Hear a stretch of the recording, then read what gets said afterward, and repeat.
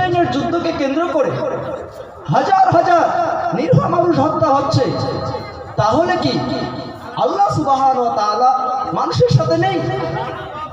অনেকেই প্রশ্ন করে যে মুসলমানদের উপর আল্লাহ দয়া করেন না, এবং আমরা অনেকেই কুফরি করে থাকি যে আল্লাহ যদি থাকেন তাহলে মানুষের দোয়া কেন কবুল করেন না। এছাড়াও আমাদের অনেক অভিযোগ রয়েছে, আর এই অভিযোগগুলো, এই সমস্যাগুলোর সমাধান আমরা পবিত্র কোরআন ও সর্বশেষ চূড়ান্ত নবী হযরত মুহাম্মদ সাল্লাল্লাহু আলাইহি ওয়াসাল্লামের হাদিসের উপর নির্ভরশীল নই। আমরা সবসময় আল্লাহ সুবহানাহু ওয়া তাআলাকে গালি দিয়ে থাকি। যদি আপনি লক্ষ্য করেন যে মানব জাতির যত অসুবিধা হবে, আর এই অসুবিধাগুলো সকল রোগের মুক্তির একটি পথ, সেটি হচ্ছে আল্লাহ সুবহানাহু ওয়া তাআলার পবিত্র কোরআন, এছাড়াও নবী মুহাম্মদ সাল্লাল্লাহু আলাইহি ওয়াসাল্লামের হাদিস। সংকীর্ণ সময় আলোচনা কি বোঝাবো আমি জানি না, তবে যতটুকু বলবো আপনারা ভালো করে শ্রবণ করবেন। আল্লাহ কেন আমাদের দোয়া কবুল করেন না? আপনি শুনেছেন যে আল্লাহ সুবহানাহু ওয়া তাআলা আমাদের সকলেরই দোয়া কবুল করেন, তবে আমি আল্লাহকে ডাকি, আল্লাহ আমার ডাকে সাড়া দেয় না। কেন কেন সাড়া দেয় না?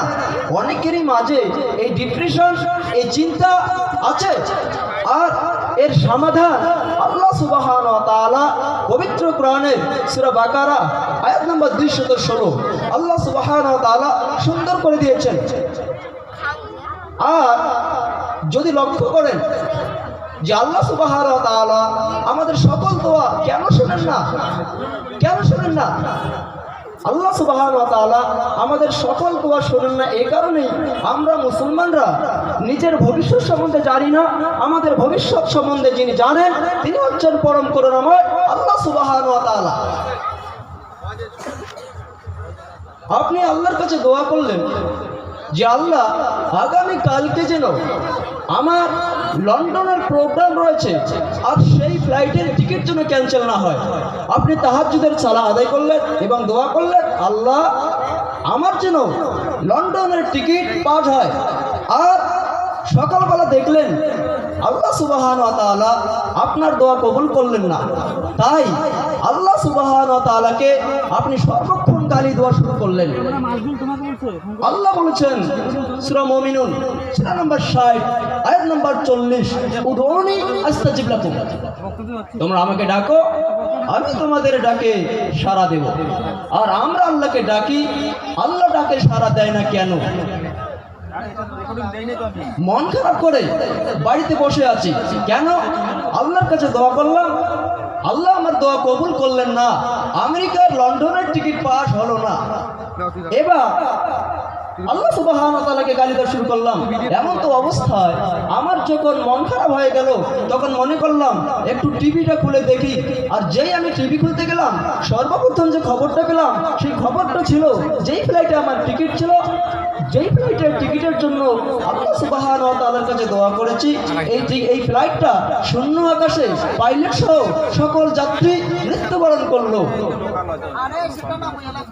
তাহলে আল্লাহ সুবহানাহু ওয়া তাআলা বলেন সূরা বাকারা আয়াত নম্বর 216, তোমরা যেটা পছন্দ করো হতে পারে সেটা তোমাদের জন্য অপছন্দকর, আর যেটা তোমরা অপছন্দ করো হতে পারে সেটা তোমাদের জন্য কল্যাণকর। বসতে তো আল্লাহ জানেন, তোমরা এ বিষয়ে জানো না। আমাদের এত দুঃখ কেন? মাঝে মাঝে মনে হয় আকাশের তালমে আমাদের বুকের ভেতর থেকে রয়েছে ফিলিস্তিনে হাজার হাজার নিরীহ মানুষ হত্যা হচ্ছে, দিনের পর দিন নির্যাতনের শিকার হচ্ছে, তবে এদের কি প্রতিকার হিসেবে কিছু নেই? এদের কি আল্লাহ সুবহানাহু ওয়া তাআলা সাহায্য করেন না? আল্লাহ বলছেন সূরা বাকারা আয়াত নম্বর 155, আল্লাহ বলছেন ওয়ালা নাবলুওয়ান্নাকুম বিশাইইন মিনাল খুফি ওয়াল জু'i ওয়া নাকসিম মিনাল আমওয়ালি ওয়াল আনফুসি ওয়াস সামারাত ওয়া বাশশিরিস সাবিরিন। অবশ্যই আমি মানুষকে পরীক্ষা করব ক্ষুধা দিয়ে, ভয় দিয়ে, জানমাল দিয়ে, ধন সম্পদের ক্ষয়ক্ষতি দিয়ে। আল্লাহ এক একজনকে এক একভাবে পরীক্ষা করেন। হয়তো বা প্রকাশ্যে, হয়তো বা গোপনে মুমিনগণ সর্বক্ষণ আল্লাহ সুবহানাহু ওয়া তাআলার উপর ভরসা করবেন। এত সংক্ষিপ্ত সময়ে এত তাড়াহুড়ো করে আলোচনা কখনোই বোঝানো সম্ভব হবে না। যেহেতু সময় সংকীর্ণ, শুধুমাত্র এখানে দাঁড়িয়ে কিছু কথা বললাম। আগামী প্রোগ্রাম আছে দিনহাটা ডাঙ্গারপাড়, সেখানে বক্তব্যের বিষয় থাকবে কেন এই কষ্ট, কি তার প্রতিকা।